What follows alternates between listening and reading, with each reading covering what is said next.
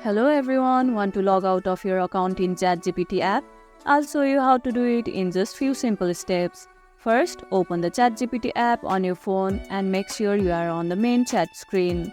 Now tap on the two horizontal lines located at the top left corner of the screen. This will open the side menu.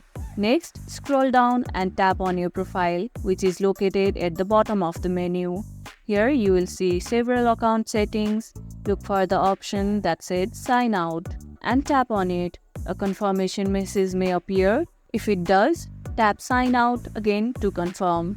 And that's it. You have successfully logged out of the ChatGPT app.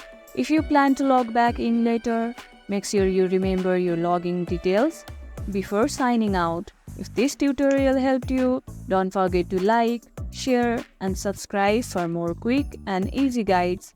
Thanks for watching and I'll see you in the next video.